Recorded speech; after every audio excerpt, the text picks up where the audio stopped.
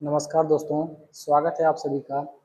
आज यहाँ पे हम लोग बात करेंगे इलेक्ट्रॉनिक मैकेनिक फर्स्ट ईयर के एक सब्जेक्ट जो है वर्कशॉप एंड कैलकुलेशन।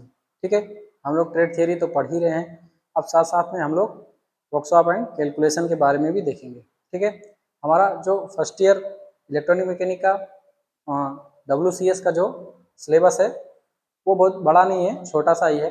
ठीक है, उसमें आज हम बात करेंगे उसके क्या क्या उसमें चैप्टर हैं, उन सब चीज़ों के बारे में हम लोग आज बात करेंगे, है ना। ठीक है, तो हम लोग इसके इंट्रोडक्शन के बारे में जानते हैं, क्या क्या इसमें चैप्टर हैं, कौन कौन सी टॉपिक हमको पढ़ना है, कितना मॉड्यूल है। ठीक है, हाँ, WCS के इंट्रोडक्शन में हम लोग देखते हैं, हमारा जो पहला मॉड्यूल है ये है इकाई और भिन्न। ठीक है, इकाई का मतलब यूनिट से है, जो फिजिक्स में होता है, जैसे लंबाई हो गया, द्रव्यमान हो गया, इन सब का मात्रक, चौड़ाई का मात्रक क्या होता है। ठीक है, इन सब के मात्रक के बारे में हम लोग देखेंगे इसमें, और फ्रैक्शन यानी भिन्न। ठीक है, भिन्न के बारे में भी हम लोग देखेंगे। तो इसमें हमारा जो पहला टॉपिक होगा इकाई प्रणाली का वर्गीकरण। ठीक है, क्लासिफिकेशन ऑफ द सिस्टम। ठीक है, यूनिट सिस्टम, यूनिट में कौन कौन से सिस्टम होते हैं, एक तो होता है व्युत्पन्न मात्रक, एक होता है मूल मात्रक। ठीक है, उनके बारे में हम लोग देखेंगे। उसके बाद इसमें देखेंगे मौलिक और व्युत्पन्न मात्रक इकाइयां, जैसे जो भी हैं FPS है, CGS है, MKS है, SI है। ठीक है, यानी जो भी मौलिक मात्रक और व्युत्पन्न मात्रक हैं उनके क्लासिफिकेशन के बारे में देखेंगे। यानी होता ना, इसमें FPS पद्धति होती है, CGS पद्धति होता है, MKS होता है, SI होता है, उसके बारे में हम लोग डिटेल से पढ़ेंगे। आगे मापन इकाइयां और रूपांतरण। ठीक है, मेजरमेंट यूनिट के बारे में पढ़ेंगे और उसका कन्वर्जन हम लोग पढ़ेंगे। ठीक है, मीटर को सेंटीमीटर में, सेंटीमीटर को किलोमीटर में, या किसको किस में चेंज करना है, वो सारी चीजें हम लोग देखेंगे। आगे गुणनखंड, ये मैथ का पार्ट है। गुणनखंड में हम लोग पढ़ेंगे LCM, HCF और उनकी समस्याओं के बारे में पढ़ेंगे। LCM का मतलब होता है लीस्ट कॉमन फैक्टर, और HCF का मतलब होता है हाईएस्ट कॉमन फैक्टर, हम लोग 10th में भी पढ़े हैं। आगे है जोड़ घटाव गुणा भाग, यानी जो हमारी क्या होती है, जोड़ घटाव और गुणा भाग से जो भी इक्वेशन बनते हैं उनको हम लोग देखेंगे। ठीक है, आगे हम लोग देखेंगे दशमलव भिन्न, जोड़ घटाव गुणा भाग। ठीक है, दशमलव भिन्न जो होते हैं, जो भिन्न होते हैं उनका जोड़ना, घटाना, गुणा करना, भाग करना, इन सब चीजों के बारे में अगले टॉपिक में हम लोग देखेंगे, है ना। उसके बाद है हमारा कैलकुलेटर का उपयोग करके समस्याओं को हल करना। ठीक है, इन सब चीजों के बाद हमारा कुछ प्रश्न मिलेगा हमको, जिनको कैलकुलेटर के माध्यम से क्या करना होगा, हल करना होगा। करते हैं हम लोग मॉड्यूल 2 के बारे में। मॉड्यूल 2 है हमारा वर्गमूल, अनुपात और समानुपात प्रतिशत। ठीक है, square root, ratio, proportional and percentage. ठीक है, तो वर्गमूल के बारे में पढ़ना है, अनुपात समानुपात के बारे में पढ़ना है, और प्रतिशत के बारे में पढ़ना है। इसमें हमारा पहला है वर्ग और वर्गमूल। ठीक है, इसमें हम नंबर्स के स्क्वायर को देखेंगे, और एक स्क्वायर वाला जो नंबर है उसके वर्गमूल को भी देखेंगे, स्क्वायर रूट को भी देखेंगे। जैसे 5 का वर्ग होता है 25, और 25 का स्क्वायर रूट होता है 5। इस तरह से हम लोग देखेंगे। कैलकुलेटर का उपयोग करके समस्याओं का हल करना है। ठीक है, यानी स्क्वायर रूट और रूट के बेस पे हमारा सवाल दिया जाएगा, कैलकुलेशन दी जाएगी, उसको हमको कैलकुलेटर के माध्यम से करना है। आगे पाइथागोरस प्रमेय का अनुप्रयोग और समस्याएं। ठीक है, आगे हम लोग देखेंगे पाइथागोरस प्रमेय होती है, उसके बारे में हम लोग देखेंगे, और उससे उसकी समस्याओं का हल करेंगे। आगे अनुपात और समानुपात। ठीक है, अगला टॉपिक में हम लोग देखेंगे अनुपात और समानुपात। ठीक है, अनुपात क्या होता है, समानुपात क्या होता है, जैसे A अनुपात B का, इसको बोलते हैं अनुपात। समानुपात बोलेंगे A अनुपात B समानुपात C अनुपात D। ठीक है, इसमें 2 कैरेक्टर होते हैं, इसमें 4 कैरेक्टर होते हैं। ठीक है, तो ये अनुपात कहलाएगा, वो समानुपात कहलाता है। आगे है अनुपात एवं समानुपात, प्रत्यक्ष एवं अप्रत्यक्ष अनुपात। ठीक है, फिर अनुपात और समानुपात में एक स्टेप आगे होगा, प्रत्यक्ष और अप्रत्यक्ष अनुपात के बारे में हम लोग देखेंगे। आगे है परसेंटेज। ठीक है, इसमें किसी भी चीज का हम लोग क्या निकालेंगे, परसेंटेज निकालेंगे। जैसे 10 का 20% कितना होगा।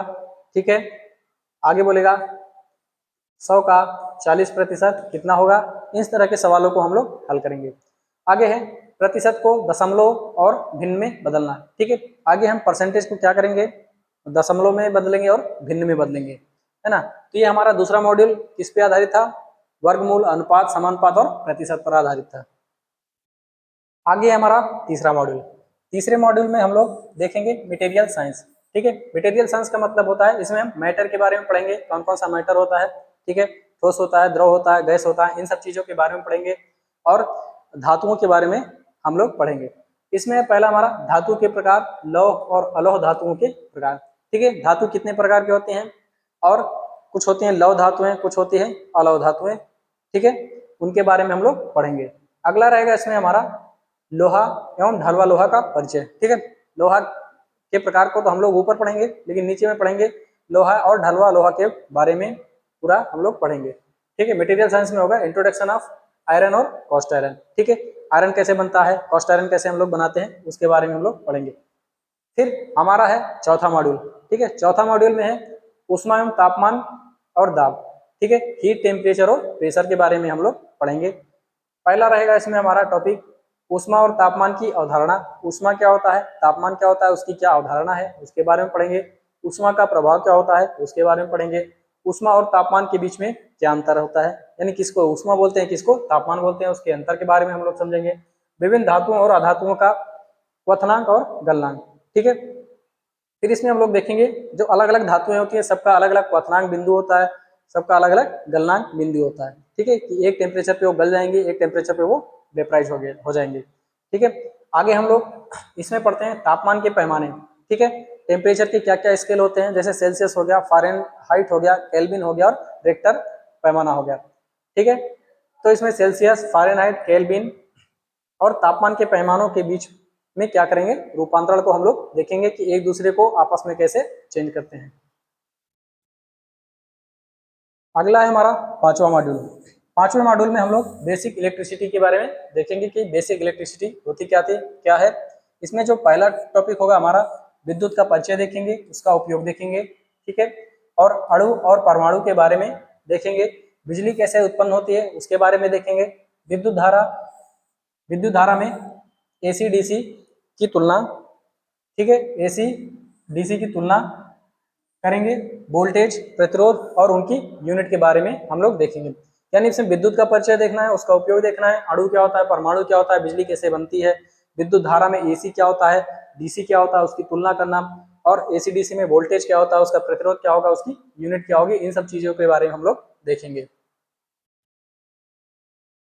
इसी पांचवें मॉड्यूल में हमारा आगे है कंडक्टर, इंसुलेटर, कनेक्शन के प्रकार, श्रेणी और समांतर, ठीक है। आगे हम लोग इसमें देखेंगे कंडक्टर क्या होता है, इंसुलेटर क्या होता है और उनके कनेक्शन कैसे किए जाते हैं, सीरीज और सामान, ठीक है। जैसे कंडक्टर को सीरीज में जोड़ना, फिर पैरेलल में जोड़ा, उस प्रकार के हम लोग कनेक्शन करते हैं, उसके बारे में हम लोग देखेंगे। अगला हमारा टॉपिक होगा इसमें ओम का नियम, VIR और संबंधित समस्याओं के बीच संबंध, ठीक है। ओम का नियम क्या कहता है, वोल्टेज, करंट और रेजिस्टेंस में क्या रेशियो होता है, उसका क्या फार्मूला होता है, उसके बारे में हम लोग देखेंगे और इस पे आधारित क्वेश्चन को हम लोग देखेंगे। चौथा है हमारा इसमें इलेक्ट्रिकल पावर, ऊर्जा और उनकी यूनिट असाइनमेंट के साथ गणना, ठीक है। इलेक्ट्रिकल पावर के बारे में हम लोग जानेंगे, ऊर्जा क्या होती है और यूनिट क्या होता है। यूनिट का मतलब है बिजली का यूनिट, जैसे हम लोग घर में इस्तेमाल करते हैं ना, बिजली बिल आता है ना हमारा, कितना यूनिट खर्चा हुआ, कितना बिल आया हमारा, उसी हिसाब से यानी यूनिट के हिसाब से हमारा बिल आता है। यूनिट के हिसाब से हमको चार्जेस देने पड़ते हैं। किसी किसी स्टेट में क्या है, 5 रुपए यूनिट है बिजली का दर, गवर्नमेंट ने निर्धारित करके रखा है। किसी स्टेट में क्या है, 6 रुपए के हिसाब से चलता है, एक यूनिट का अलग अलग होता है। घरेलू का अलग यूनिट का बिल होता है और कॉमर्शियल का अलग होता है। आगे इसमें हम लोग देखेंगे पांचवा चुंबकीय प्रेरण, स्व और पारस्परिक प्रेरण और ईएमएफ जनरेटर क्या होता है, ठीक है। इसमें देखेंगे मैग्नेटिक इंडक्शन, स्व प्रेरण और पारस्परिक प्रेरण क्या होता है, ठीक है। म्यूचुअल इंडक्शन क्या होता है और ईएमएफ जनरेशन क्या होता है, उसके बारे में हम लोग देखेंगे। ईएमएफ का मतलब होता है इलेक्ट्रोमोटिव फोर्स जनरेशन कैसे होता है, उसके बारे में हम लोग देखेंगे। आगे हमारा इसमें छठा टॉपिक इलेक्ट्रिकल पावर, एचपी ऊर्जा और विद्युत ऊर्जा के यूनिट, ठीक है। हाँ, इसमें हम लोग इलेक्ट्रिकल पावर और एचपी क्या होता है, पावर में एचपी होता है ना, जैसे मोटर हम लोग जब खरीदने जाते हैं तो एचपी में आता है, ठीक है। जो कनेक्शन होते हैं घर के वो भी किस में होते हैं, एचपी में होते हैं। ऊर्जा और विद्युत ऊर्जा के यूनिट के बारे में हम लोग देखेंगे। अगला है हमारा सातवां और आखिरी मॉड्यूल। सातवां मॉड्यूल इसमें है त्रिकोणमिति, ठीक है। ट्रिग्नोमेट्री के बारे में हमको पढ़ना है कि ट्रिग्नोमेट्री क्या होता है। इसमें पहला जो होगा हमारा कोणों का मापन, ठीक है, मेजरमेंट ऑफ एंगल। इसमें कोणों का मापन करना है, किस एंगल पे कितना कोण बन रहा है उसको हम लोग को मापना है। आगे है त्रिकोणमितीय अनुपात, ठीक है, इसमें त्रिकोणमितीय अनुपात के बारे में पढ़ना है। त्रिकोणमितीय सारणी में क्या होता है, हमारा टेबल होते हैं, जैसे साइन कॉस टेन कॉट की वैल्यू होती है, उसके बाद और फार्मूला होता है साइन स्क्वायर थीटा बराबर कॉस स्क्वायर थीटा प्लस बराबर 1, ठीक है, इस तरह की होती है। इस तरह से सेक और कोसेक का होता है, टेन और कॉट का होता है ना। तो ये सारी चीजें हम लोग को इसमें पढ़ना है। हाँ, तो ये हमारा हो गया WCS का बेसिक इंट्रोडक्शन, क्या क्या इसमें पढ़ना है। बहुत ज़्यादा बड़ा सिलेबस नहीं है, ठीक है, छोटा सा सिलेबस है, शॉर्ट मॉड्यूल है, और सब मॉड्यूल में छोटे छोटे से टॉपिक है। इसको हम लोग बारी बारी से देखेंगे और एक एक टॉपिक को धीरे धीरे पढ़ते रहेंगे, ठीक है।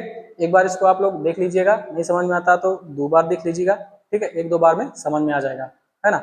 इसको देखिएगा, उसके बाद आगे इसमें हम कंटिन्यू एक एक टॉपिक के बारे में चर्चा करते रहेंगे, ठीक है। तब तक के लिए नमस्कार।